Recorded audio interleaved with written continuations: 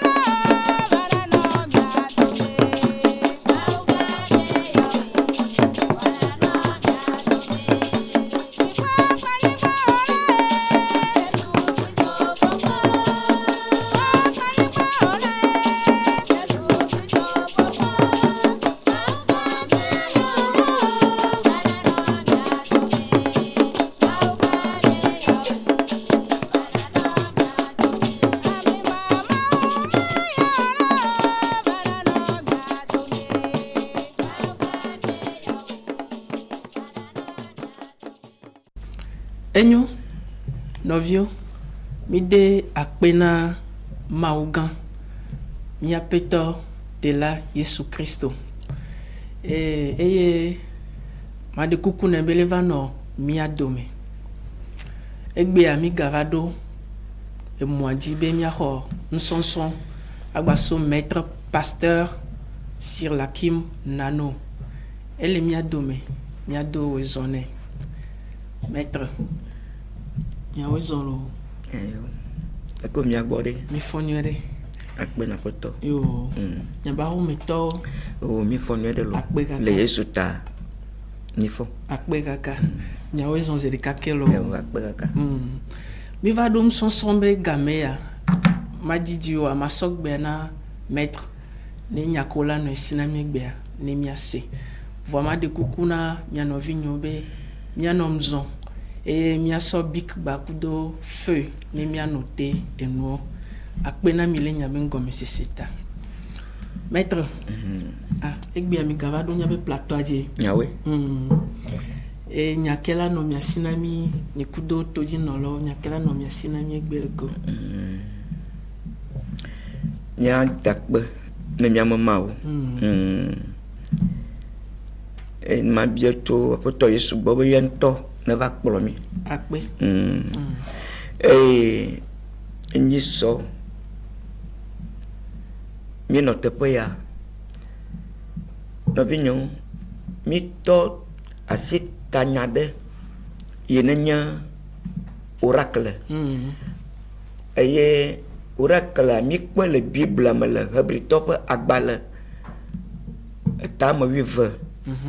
bokpe blavevɔ atɔ̃ bon mi ƒonu le ŋuti egbe leke ya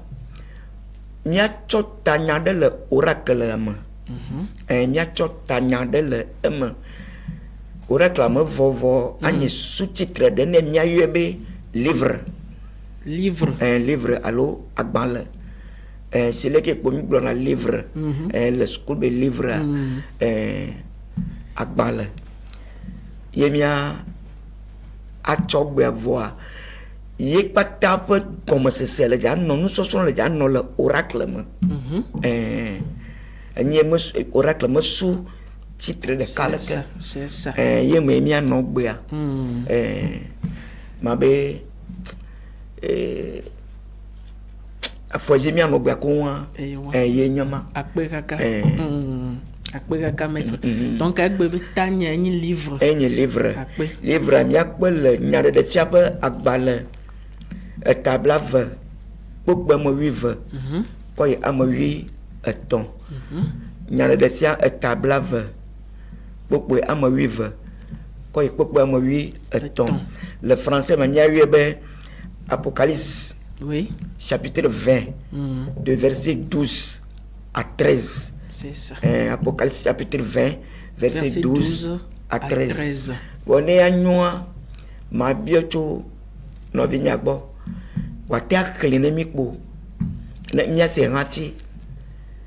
Ne mia ikpote odilo. Yo maître. Akpe kaka. Ma terle le français mais alors. Que le français me fa. Akpe. Bon, mia se moi le Apocalypse 20 verset 12 à 13. Verset 12 à Eglobé. Et je vis les morts, les grands et les petits, qui se tenaient devant le trône. Des livres furent ouverts, et un autre livre fut ouvert, celui qui est le livre de vie. Verset 12 et 1. Maï 13 a dit alors. Verset 13. La mer rendit les morts qui étaient en elle. La mort et le séjour des morts rendirent les morts qui étaient en eux. Les morts qui étaient en eux, et chacun fut jugé selon ses œuvres. Maître Ewan. Akpe na mao. Anyo novio. C'est le que mi se mi novia klan. Eno enea. Maji ma globe. Livre au bol fi mi nya tepe mi nya livre to gbadegbe. Livre vo un livre dictionnaire. Livre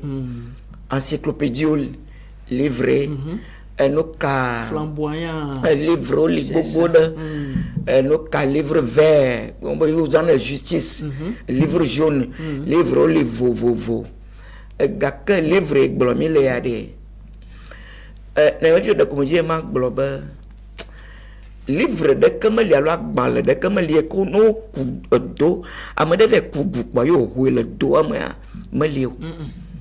allo amade ko li ko livre zo to ya mo ko joli amali livre de pe ya e cinéma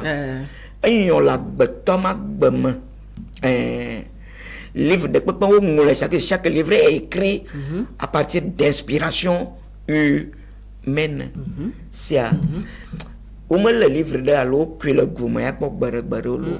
ayon na la mama hafi yo ngolone c'est tawa yo agbeto be livre gbanto le corps humain lui-même est le premier livre ta manya livre aka encyclopédie quoi dictionnaire moderne ko homme capable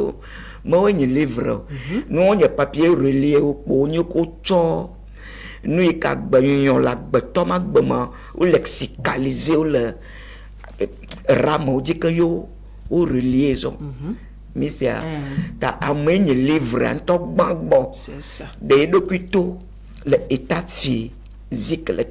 par écrit mention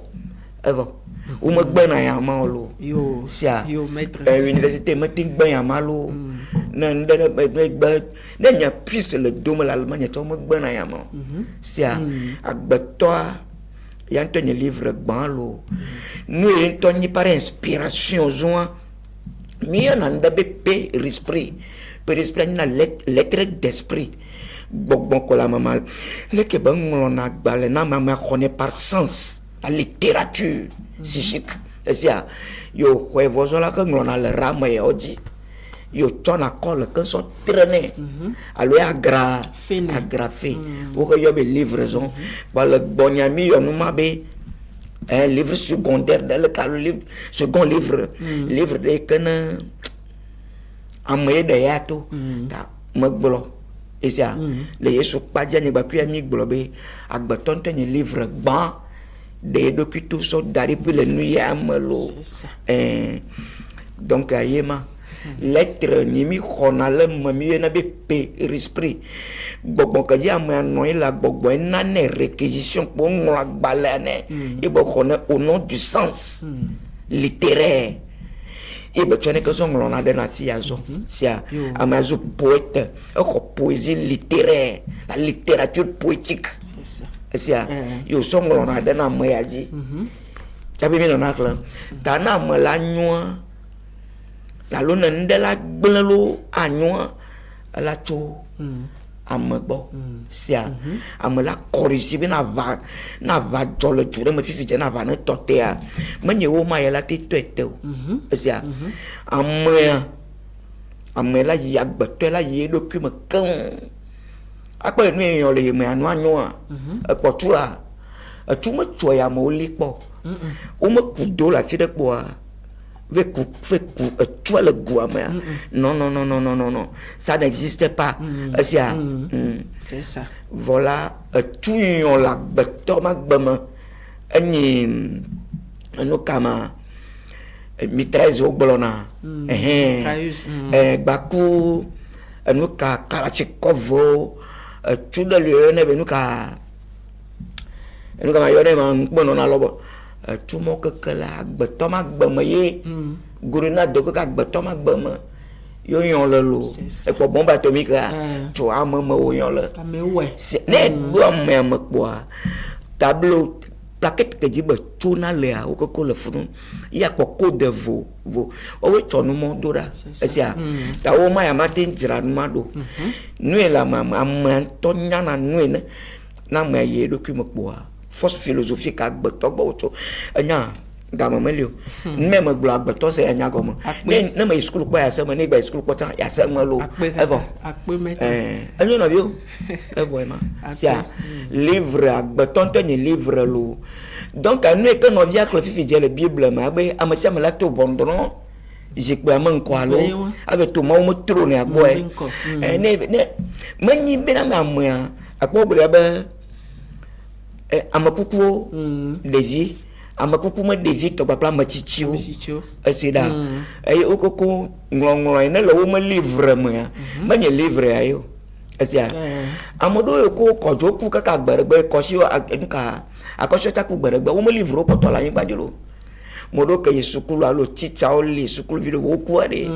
wo ma livre o le o ku jo e wo to livre o di gba ku o de ne fun aba to ma livre ala via le pasteur de Koufia boa na nyama Koufia boa ma fonte de la to livre nya le fia yo akpo mo ya mi la c'est des vieux mo ya ma esia am nyama gbagba vo zo am kuku enu ne le bible ma glo le ma no bi no am nyama gbagba le ke vo ku gbogbo ke la ma de no to di o ati o va ku le ntina no zo de aya le fo nu e ke na la ma nya ku ma gbogbo enu mai na be am ya endis ku ma endis la ma ntita amel la bevozo am coucou amel elle corrompu amel nyenuka nunca mayana ma modèle nyati mo ko ko corrompu corruptibilité ça tanya ma collègue mila o blon yati de be idolâtrie yo blon christianisme ce sont deux mots scientifiques ça christianisme on a dans le Yesu padji idolâtrie atira nous le ne bonya church polé yo me gbogbo pa so idolâtrie esia ne sokpa ne son lamentinu ne kuka ne pepe ke tu agbeto mentinu c'est le que le mia me vous so dossier me kan coloré polé yo Yesu me vous nous mo ko ni idolâtrie idole man nous ko choma nous mo yo na be idole ma esia ne nous mo yo le Moïse ken le plan de bango mo football to ko be christianisme c'est faux esia yom benabe nya no fie le que na ve daté mari be chrétien be ne plan de bango fo ya be christianisme ma ka nye blama donc il y a des ne nous mon no mo e wo ay lagba vo zama coucou no le toko de mortel bo le vous non OK esia donc il y a no le java dro bonzon ya ga to Christo me nyade me ke no la to ku maison donc me nyam kuku de fi pla me chichiu c'est nema am nyam gbagbele ke vo zo am kuku lo la be kuma indice le amelo o jana pe kuti anye ke kunu mo blora me potem le temps ou bien namu tok bla mu ko zo ma vo visible ya ma gomme ma c'est ça donc ya livre ade amia nu ko de tomate ngole de wo ma fa esia me ko ngolo go le Samuel ko to le ga amia to le va to ma wo bon do no jikpe ya me nkolo me ya me na ku ta ko ne ve to ala gbevoa jatu pon e ponya kana va ya ne se nya ta no za ha ma vi o to si voa ne gba yan ma glo gbon so ya buta ma ya to pon do je pe anko e ma e bon e sa ga ma le ape o ga ma le e ta pe na Yesu et nous maître donc un livre agbetonyi livre primitif agbetonyi livre préalable là de manière préalable wa globe préalablement na mo là c'est ça chu ape cinéma nyabiola maître nyabiola tukuto asiare monsieur amala gbavo wa yo be amakukulo kuma indice là Anthony indice na dialogue le dieu de la mort. Et c'est là. Ni un livre quoi, nous coucou que le mêlé un livre à toji, pas livre que n'y a moment toi, un livre mortel, livre d'ogre le dieu de la mort. A manier jumba maman. C'est ça. Akbla nulo. C'est ça. Tout coup. Akbe kaka. Oh, il y a d'acbla Yesu. Que m'a c'est livre à gomme à zon d'une manière mathématique. Né à noiré. Malaja souvent me tourne à tableau on a nous c'est malaja tu es tableau de fifi bon ma tia nous ya no vigno ma de comme ne mi to ya ti o me tom ma to étape à me ton yema étape bantoa mia aponou le mia toi si oracle c'est oracle miol bagba be afan c'est ça c'est vagon mia to asi théologie et tongoin mia to chapelet de fa mia to confirmation explicative c'est-à-dire mia ko explicité nous ya boa quand mia te second mia mo mille non de tom le idolâtrie me domaine quand mia se recul mia se corriger et ça s'améliorer quoi nous gbegbleng ba non agneolo ça nous no vio to kuku de garde ma gba de tableau aji ça mi gbagbe nous katamaza tableau mais nous nti enye be Jésus Christ a maître bi yona nelo maître ya koko ko na tableau to na cré ça enyo kama ma to do ayi de tableau aji ma ya cho ya chigban to be livre nami po Apocalypse 20 et ya mi po 20 verset 12 à 13 ayema livre que tu m'as pour nous lire ngbona mi be livre ntila no tole ba agbeton penye livre lo yema gomo ma de sia le nu ya moema nde pepe ke wo yona to na mama acho kuma gbogbo no lo alo gbogbo kokwe gbogbo von la fonu no po fona no fona ma po na gbogbo von fona mo am be nye pastor alo évangéliste ye gbogbo be ha ma vio no va no ye gbodon yo no ye gbon ya ma ha ma vio no va no ye gbodon ma na ha ma vio ma jira vio wa na va don ye gbogbo a na ma vio le bol comme je bien gbeto alo fa albeto c'est-à-dire 50 personnes pour me dire que quoi on donc boa et on nous y a tapé toi blanc toi ya ci pas ya ma je a pa do ni ma gbon na mi be ne veille de ne ja o le jure monsieur Togo lo ma mi le tia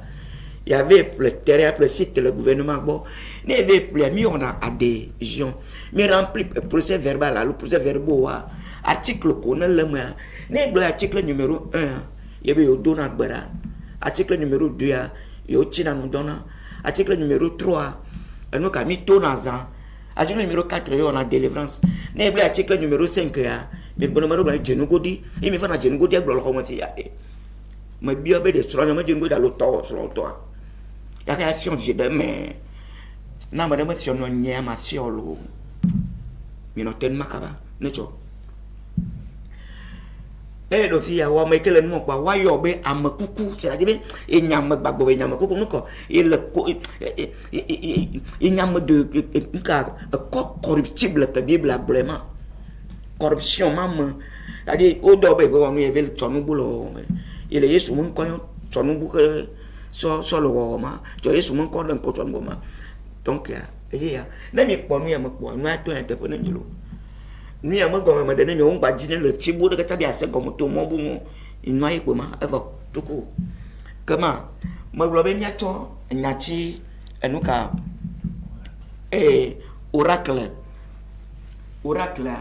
tsɛsa ye ya be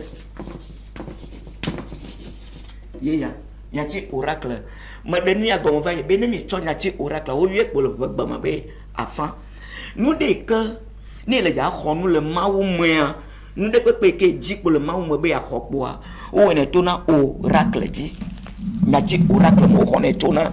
bon ele ŋutilã le xixia me eye biblia tɔa eli lo yɔ me yɔ oracle be Hébreux 12 verset 25 Hébreux 12 verset 25 ye ya le fia me le gbɔgblɔm be nu sia nu ke woabia tso mawu me kpo le mawu me mi yɔ nu le français gbe be divinité ya xɔ nua tso mawu me mɔ yo ko nu kpo dzi ne kpo to na mawu mea eto na satana kpadzi eye wòto na kristo kpadzi donc ne do oracle me zɔa me mana me ye me gbe me diseke nya ne do fia ora ya nyatsi ora bien be o ŋlɔ gbakpɔ au pɛpɛpɛ voa ora wo yɔnɛ be enu yi ke ɖe gbogbo la nye te wodzi nde ke ne le ya xɔ nua le mawu me voa gbɔgbɔ yi ke ne yɔ nua le me o hafi tso mawu me gbɔgbɔ le me le ʋuwo me gbɔgbɔ ne le mawu me gbɔgbɔ me le ʋuwo adi mawu me kpɔ gbɔgbɔ vovovo li mi dza se gɔme fia nyui ɖe nkpɔ yesu gblɔ bena be fofo ƒe manɔƒe geɖewo lia be vɔ be ye teƒe li ko ya dzra ɖo da ɖi ƒe ne mia mo yoko mi le yesu yɔ ma menye nɔƒe kɔta kpe nye mia tɔ le mawu me funu wɔyɔna be divinité dans son ensemble divinité ne ya xɔ nu le funu zɔa nu edzi woto na ne nye oracle donc gbɔgbɔ ma me zɔa wo tsã plaquette étiquette d'esprit que ne xɔ le mawu me nye kpɔli oa ye dzi le ya xɔ nua tso zɔ ye mi c'est le que pasteur mi gblɔ ne ɖeviwo be wo ne dzi wo me dzɔtsoƒe me ne ƒe dzɔtsoƒe wo gblɔ nɔ ɖe alo ne wo fi ke wo dzi wo ma hɔn kala ne wo ku ke le teƒe ma awo ye be ɖevia ne ve dzi me kpɔli ne zɔ le me kpɔli dzi ble wo sia mi ma ka le botokɔe kponɔ ta agblɔ nu sia nu aka fia ɖeviwo lo donc ya ora ya le ka nu ke dzi ame anɔ ye kpo ŋgba yɔ be odzi mi yɔ be te ne ke ne nya ameme sɔ ameme dese destin ye le fie ye tsɔ na clé na maison la clé me nye clé sérieux on tout tɔvɔ la elle a no connaissance elle a no périsprit c'est-à-dire lettre d'esprit yɔnyɔ ke xɔ le gbɔa alo ne mlɔ kpɔ la no réquisition rekia ale ke kpɔ ne mlɔ kpɔa y'avait coup droit alo mi gbe be dede sia nu yi ke wo gblɔ ne wa me ne se nu le gbɔgbɔ kpɔ ikpe tso kpapu tukpa ya tɔdzi o de alo ye mlɔ kpɔ ya kpɔ yɔn de kpɔ yɔn na ko va gbɔ ne o pasteur ŋutsu bena be idza tsɔ ga nɔ nu sia no we dzi kpo ya we no ta be ya de o tia fu tukpa be de gbɔgbɔ bebe ngba o donc ya clique be tsɔ na mia me nya safri wa connaissance ke be tsɔ na enu me gbɔ na mi ne be tsɔ yɔn no ma fɔkpa do me yɔn ma mo scientifique abe éonisme n'est pas ça éonisme mo éonisme e tia na no be da be won tu ande agblɔ no be tsɔ yɔn no ma fɔkpa tsɔ yɔn no ma wo mi le jemi ko mo se mo tsɔ gavi do le church home mi ti ja kpe dia anu ko mi je sia le gbeje to na kro be na be no mo fɔkpa wa ya ogolobo clique be tsɔ na mia me nye nu sia no kpo se na kpo le de sia mo kpo gbɔgbɔ mo kpoa tsɔ de na do na me wo lo evo amua tsɔ rasoir bio ai plama de me yon mango mo fu le church home Nyantar ko me jaw ya me de ko mal yon mo pointu talon ma de 15 cm de hauteur par so do a blanc donc à science ma o yena be éonisme pas be to vo le christianisme ntia donc ya anu ya lo oracle tia donc nous y que mi xona le gbogbo mama nous ma le ma go oracle lo Et ça vraiment. Si c'est nous qui comme problème mais le déjà trop. Mais quoi ben nous qui quand oracle le fille mais quoi que ben des livres à toi. Et de na livre ya. Tout nation. Nous y a une ngonglo na mission nous y na be poésie. Il y a cop poétique, révélation poétique. Ouais on tombe poète. Tu vas dire non. C'est ça. Tu vas pas demander tio. Et puis tu as ton mafio. Ne non mais nous ko gbera zirika. Ya gbe. C'est ça. Ya gbe. Donc ya clic oracle que le fille il de na livre tonalo. Livre pour moi ya me blossant. Il me connaît pas la fille ya ora il a quoi. Clic comme tu wa et puis gagner livre. Anu ma trop intensifier ma trop de goma ko ko vide. C'est de théologie. Nati théologie maison.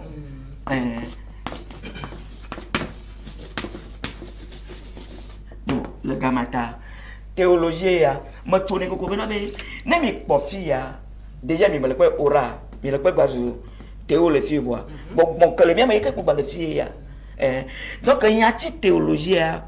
il peut ni même mot scientifique à l'eau nous sommes il y a ti tanyagan que na vie malosana et nous avons connaissance théologique à moi il y a ti théologique pour ça ne fika toi tu tobois théologie ne il vaut du tobois théologie ah mais j'aime qu'on a un maou tonal étiquette plaquette vike de te doit bologner orawa mi qu'on est tonal théogramme le fille Dieu pour le fille il y a toujours Dieu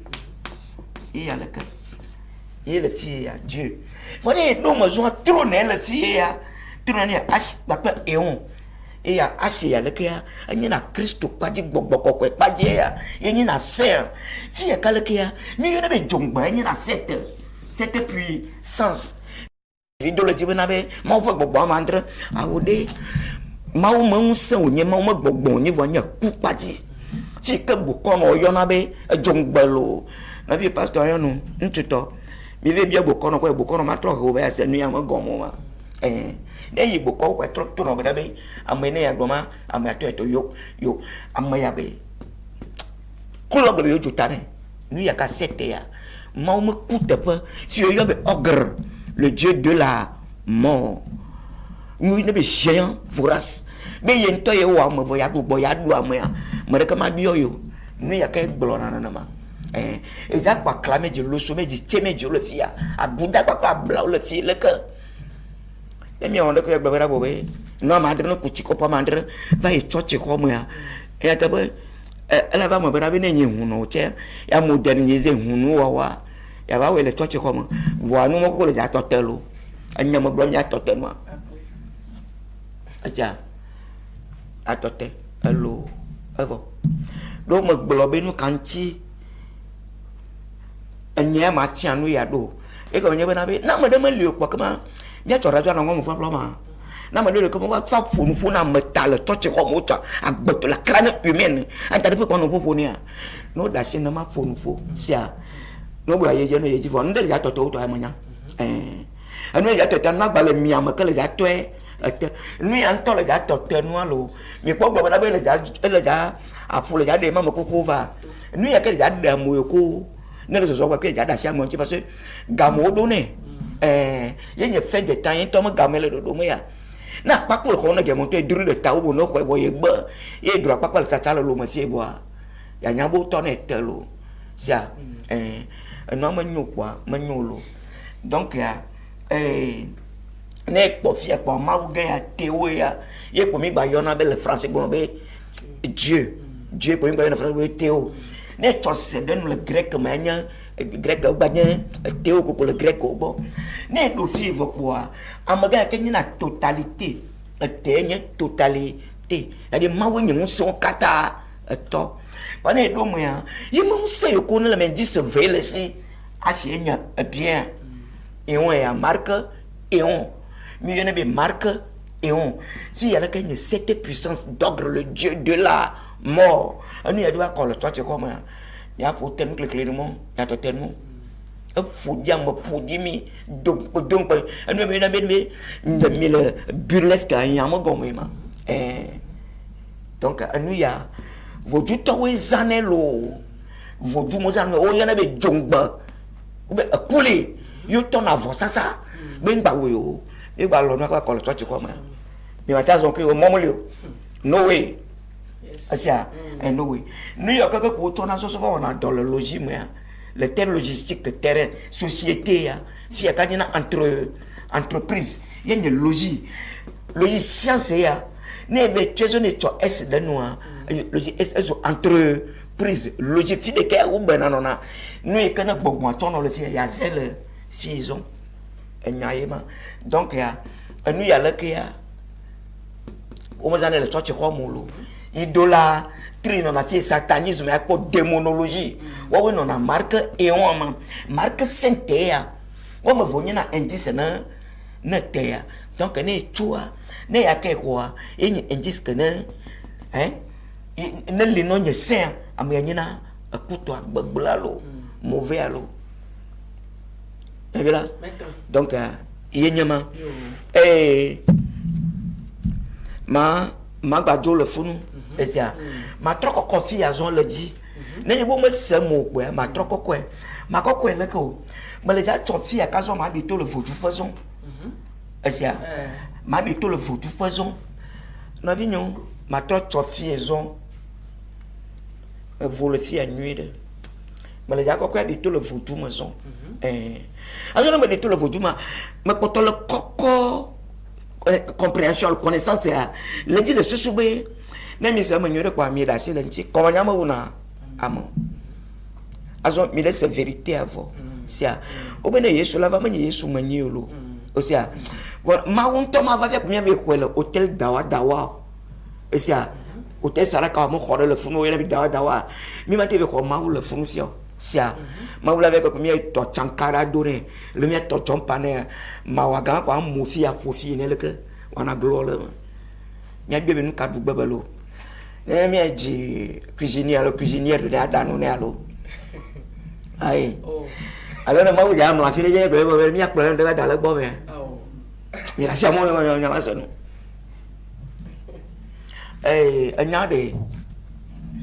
e ko no ya dia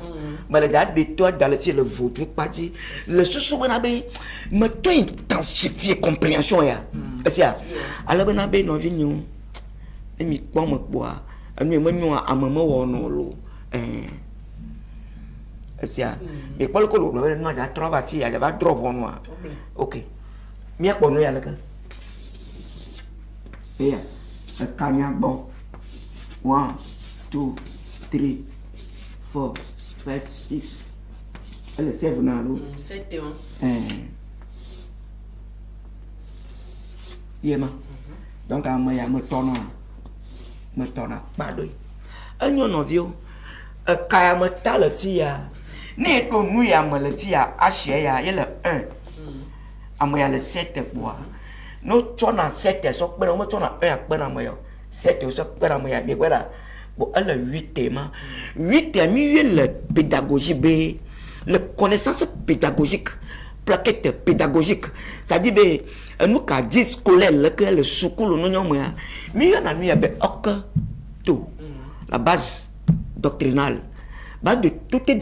doctrine nous connaissons dogme le church tobo non me nia we de na no vane on na lettre ne me ya be paix esprit lettre d'esprit ni a de poésie radio lettre de balade angloa non me nia we de na no tourner ya ta mo donner me pour toi le fia pour toi ya ye bona be flango fu le church comme ye bona be to agama va akpoklo conclusion parfum nous ka agola pam nous do nous ye gla dobla ti papeto ma bede ma gbogbo ba fi non non be le nous ba renvoyer comme le mado bon mal nécessaire donc fia man lette Paulo ya apoto Yesu Kristo ya man o mo tona nu ya yona Yesu nu vu apoto le ni anu kama etepe vu ka sete ya bla ma ya o tona de sia de gbo ya yi mawu sia à travers Jésus Kristo ni ayi mawu bo bla ya yi mo ne ya Yesu ve ya to ya ka to dubla tita da sia ya to Yesu Kristo bo ayi mawu bo be America me fufu la gbo na gbe to ye Yesu jipo ya gba la gama ta de asia Apostasie là va ça ava de fio benabe no pe kele no pe manu trop bonu ajo le Yesu mo je le ndegbo wa do jo le funa babo Yesu bon ya mo gomi ma yo be aposta yema wa do le posta to ma do le posta le gama donc nous me nie que le fille o que braser le fille ya lo donc ya plus il y a 8 ans mais il y a 8 connaissance de que le monde de avion réacteur bateau réacteur ko to fie anyama blono tu de kamali nuka tu kuma lobo canadien mo tu me be sniper a ko to fie anyama blo la vie chimique elle me to fie ma ebe donc ya de o me gba na yan yo so to fie azo no ma nyi azo et c'est là bon ta ma nyi ya de wa we va le no bo le fie le que lo c'est ça 8 ans 8 malade chaud. Oh, il y a des connaissances octogonales. Quand nous y avons si un toi, c'est le fille le cas. Il m'a. Vous voyez, ta ni mativa no yo manco de cas. Il y a un yana mu. Asia, vraiment dans ko bana be si a savi tula. Asia ma. Oh, il y a des savi tula. Asia ma vie. Et il recueille de l'eau pour pour table. Mais moi il y a ma dit subo. Et puis au moins il y a agora não vai cueco com potoli esse filha cala que a bom ya mi ne be lo someti ave poda me quer não ia to bobro to cho ne vi ni to no ma drama ai gbo me le ma ni akala filha vou me legbe vão bajo lo yo koko nu ya ja akla ya esse qual que lo mo tia mo no le ko akla aja akla ye peda o mo ya no ke ja no atu ma de ko yo no ma ba mereka mesti fikir kayak ni acu mea aklamari amoyuna duna amamela ni mi yana be nuka no ye memuan amala dula memuan nama les gens de le cannibal amoyuna cannibaliste amoyuna duna amamela asia makpa itu makpa le miam telefon yang mau be ada ni evangeliste ba daman la que allez quelqu'un me va prendre la force bota mais je regarde au douément force au de fou qu'on force bon ben so joli so ma alexander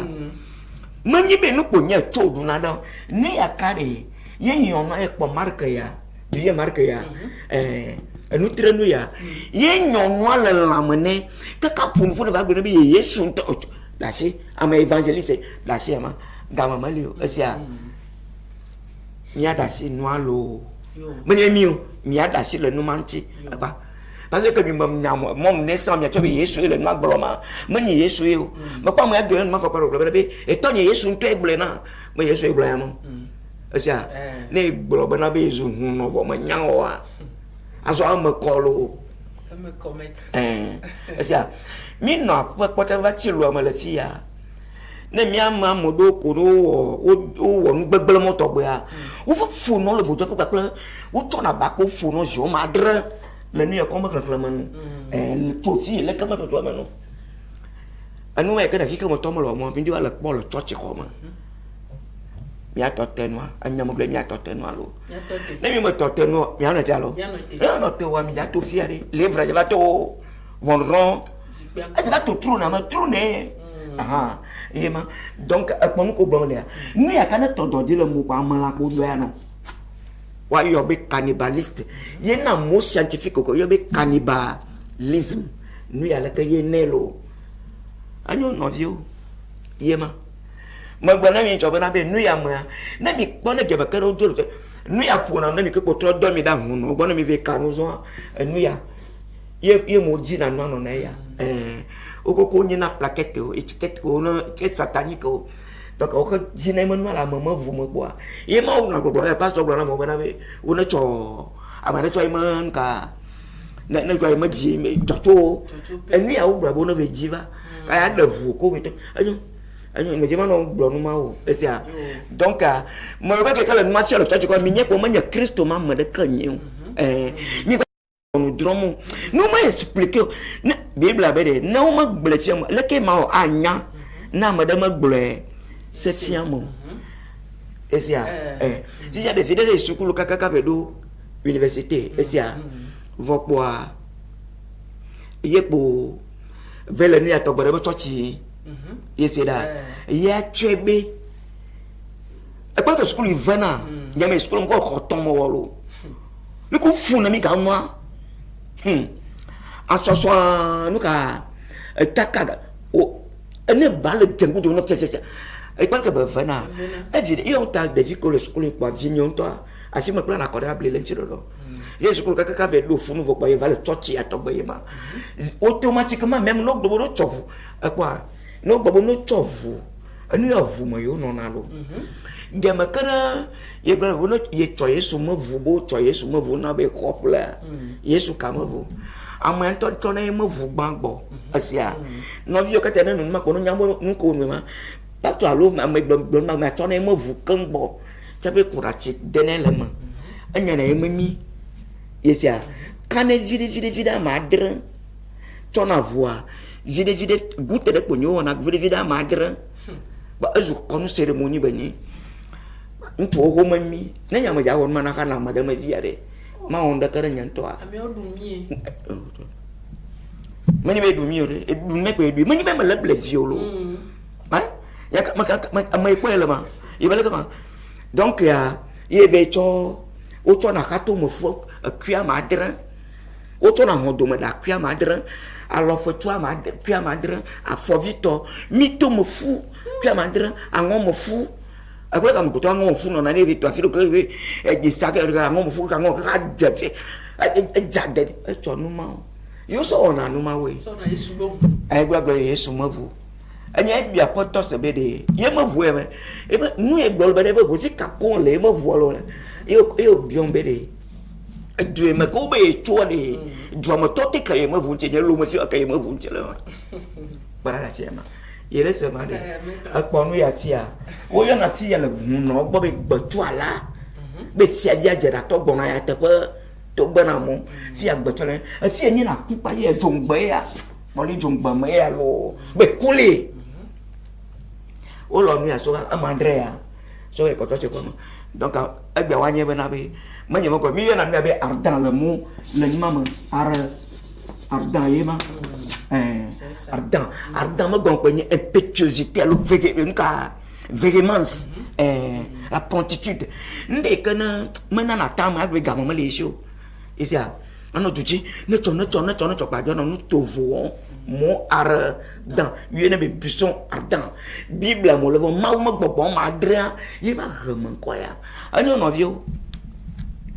ma ba be ça gomme na mi vo azon nous y a pas ta que na no mo zo boli yaka ye gloma le jabe vous tout dans ton ya et ça il y avait ça tu la les manquer maintenant va bon ya clair a je bon est beaucoup de cas oh liaison ko non e wo non ta ya kwa a chi ona do papa ya aya do papa so o ko do nulo non ne ma e pas que bala da ni chimie po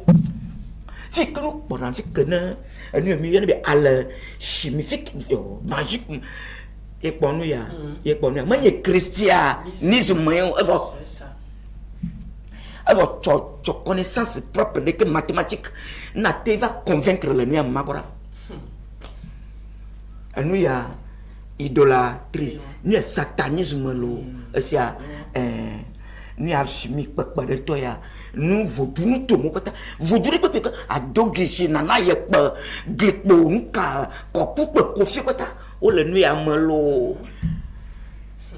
donc na le jolo to ko anye bana be manya Christo manya da pe yo voudou moderniser ma technicité mais technique de quoi so voudou le normalement amelo avant donc nous quand même le jao na imagine na bi jo le fia ma ka trop me va fier le que mais nous y a qu'à le boy les azama et d'avoir tout mon vont je peux à manco mais il a besoin de nuit au l'eau à l'eau vent mais à ma coucou des vieux par ma titio ou les d'avoir tout bon de voir comment à balao à toi tiens à balai à oui on y a balai à oui et quoi là balai au coupe des vieux par ma titio dans la mienne de tiens par la table lave beaucoup vivre quand 8 ans des vieux après me chichu ma bale yoko le jack a to vonu do ji pe man kwa enoya agbale wo yo amandre yo wa wo yo sisi am po do bo ka agbale bu bo da jare a yenye agbale de kede nyinu ka yenye ya ye kweda nu ya kazuan ele ya da si le nu yo nti so me nu ne le nu ya zan pe de ja po il y a un de va tuer me fait c'est la dit il y a tout maman donc quand je me voulais le miolo évidemment tu on doit parler de question ne ben que pour toi bolonia balé ko bloa ne blade na ma blon mo blade na yo voix ma blon tu pas dire ma o ma ba ya faut fois que amaya c'est donc ma blon me benabe nuit à pas comment ya mais il bon elle va le dos volo donc à nous qu'elle est petit frère de David dans nos vignes nous faut bref mia d'asil le nuit anti sia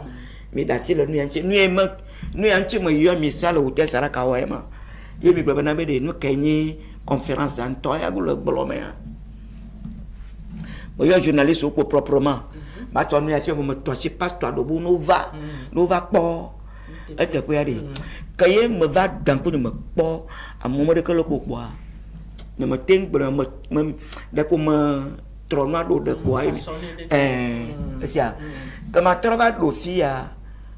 au top pas de la télévision ben pour nous ka jodala de va do drama mais sur de la bonne année yenya godia jenu godia que yo non na le khoya ma le fia na madame mentionne nous mentionne o yombe sur la kim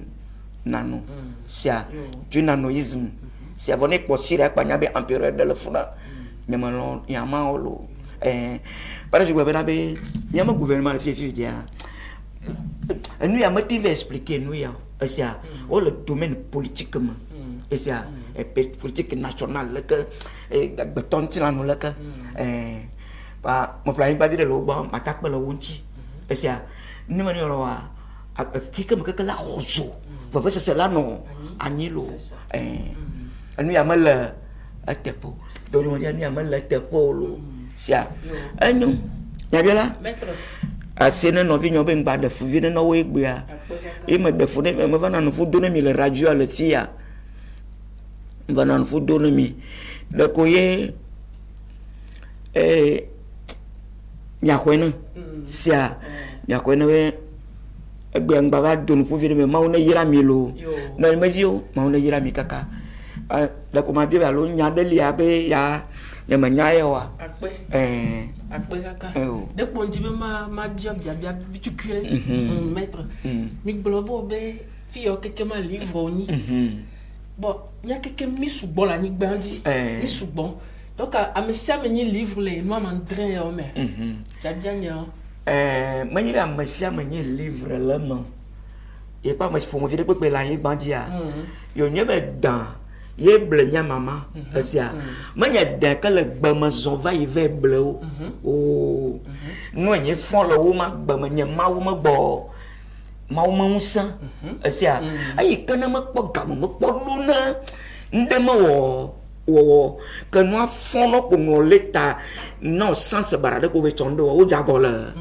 wo jagola ma wuti nya yema asia nya yema donc nous il ne le ou ma fi on over noa ye kweda na zo be na bi nous ma no di o tia kwa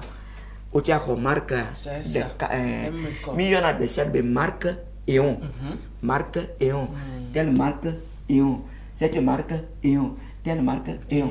ye kwa ya kwata le fi ya ko be khona gala ma ya bo ai ma 1, 2, 3, 4 et négo. Quatrième mango, on a galé. Il me dit, non, non, non, blond. Yo, maître. Donc, il y a des conditions, on a un kilo. Elle conditionne. Voilà, il me dit, moi, le conditionnel. Ne bon le ne bon pour le ne to le fia. So, il doit de gagla. C'est ça. Ne me fous du tout de me dawa. Aïe, ne me la fille à coco. C'est ça. Donc, yema, il est ça. Voilà, mais comme on peut dire, moi, je suis alors la chico bewa, yé boyolo. C'est-à-dire, nous y a un top où je marque que la messia maman. Nous Dieu t'as porté à quoi C'est ça. Et c'est ça. Na fika ma ve sama le kawa. Ala no don ba ko. Mi ve do li na marque à son le Christ bo le church zon. Ne pasteur mani. Ama pasteur kuku c'est-à-dire la bavo ku c'est le que marque bo le fio wa. Yo mo no gentia. Ka ga ma viola to le. O gbe ba mo poche tretichi. Gbanto. Aso ni yo mo ku voler gbona. Ma ba dia mo o di olo. Elle est claire. Maître. Bien là. Oh non. Me va de na funemi. Ta mesia me poli que Dieu aux là. Mi ve do le na poli azo le chochi romelo. Vous ne passe toi la bea. Mani même ben ku igumolo. Na manye corruptible, pasteur corruptible. C'est-à-dire à ma croyé sur le que vous voulez, à tout les jouer, ou Yesu ya ma chonko ma so dunu la yin gba je pe. Veve c'est wala mo ti o. C'est ça. Elle c'est ma. Comme la photo ko le ko o chebe blague mende. Ba o chone men ko de nan ko kwa. Ano no bubu on ya mo gomme ma. Donc ya amia azu corruptiblement corruption que Bible a boema on en bien 1 Corinthiens chapitre 15 verset ndoka kakota 52 moment c'est amia la bavoa zama kukulo yen c'est-à-dire nous connaissons la bon tu ogre le dieu de la mort bon azon c'est là trop raison il y a church me dudu anyi zonlo Yesu Christ o tona kokloku agama abobo kloklozi enu ka gbato mo ntin ngole Yesu mo ko tona mi ko evu mo no so le nu mo ko zano le je marque deon asia adeon fi alaka Yesu amayaka yeme incarnation zo yeme incarnation corporelle que ne va y manger de yovo ma de il va toto yeme vuzon bon ba toko que lo no le fi o ba zeko yeme vuzon va encore ne vuta de avosa ta de ka o evo ici nanda aya toi ni amagba leolo ni amagbalio donc agbada se le va vambe ne no vi pastor na de ke be ni bishop nu ka evangeliste be le be ni pastor nu ka ko ndo agbala ji mbede nu ya kala ja toy ma mo so na zon lo npo gbo afu ja toy ma mo wa e gbo afu le ja ayin gba ja de ma mo kuku na ma nyam ka chafu la de ma ni be le ndele ja to la chafu mo nu ya ko le ja da se la mo ntilo si ba pa kuma le no wa ya dure ngba lo me ya dure lo mo le fie won te ko ke de tabo no ko la chu ya gbala na bobu no ko la chu akola jo ya bo inte bi ya dure di sala ngba ja no fi o ja changer façon to e pon ne bukateneza donc ko ko ijigle ja asia ye ma u change virere ma nya me ya cho ma u ja ba foi ma u change le ma po a e ko ne ba très janta e po marca ya e trova fie que ama tongo ma o trailer so janta e tropo e ma drele le ntrem o me togbe ya c'est ça e tropo e ma drele que clama o swingu de ye ko ma ko ne ma wa ko ne ro na be ye nyi ma o ye ko e lo asia anyo maître me de na funemi se mi a chono voda danyo se kan lo maître agba ma to telefia le ka akpe kaka o yira mi kaka anyo no vinyo ma o yira mi agba yira mi me dona no funemi mi gba bidio na chodo mi agba ma ya anyo no yo nto voix na mi pastor yo no nto pe evangeliste bishop me ka kenya apôtre nka kenyo zanda mi onto ba ga traction no ya lo anya mo glo na mi lo o mo gvi gbara ma o mo gbo lo o yira nya do ma masiama o to na yi kumi ya mo topo no fo yi fo kata na yi gba kumi na mi so hu mo yo mi mo topo na yi gba kumi avion mi cho na yi gba kumi ya do me da ye moji atra gbo ma wona kplo mi na yin gba ko mi lo e mo bo ni jesi le mi anti lo to bi mo to go ju apata to kplo la kplo ka mo ti o amesi ampa mo ko da pe to mo asimo mo bi anti fa na mi lo no vi ko le radio a yang banyale ka magro mo yira mi patro yira mi sia na mi to vide pour moi no ko la va mo na mi lo sia amen enyo novio bide akpena Yesu Kristo elabe eno mia dome kakavana welebe a maître be ele janyewa bide akpena mi be mi va no mianti mi se mia be maître ben sonson ni mi dila kere maître ntia alo mi adogo bakudea ya pour canal lomba ke maywa 90 51 84 07 e bazin le nyabe écran be comme le funu mi la boy alors mia YouTube dit nya po sur la kim nano bo nyabe émission kekem olato sibe egbe to achanenia et là no funu vraiment de kukuna mi benemi nyabe page YouTube badia mia s'abonner na page ne mi s'abonner à cloche virée non na funu mia zindi concerné émission bouva miate kerenti ma on lira mia de méthode siare nya globe nous sommes les meilleurs. Bye bye. Retrouvez-nous dans l'interview de l'unionisme chaque samedi à partir de 17h30 avec notre invité, maître pasteur Sirla Kim Nano.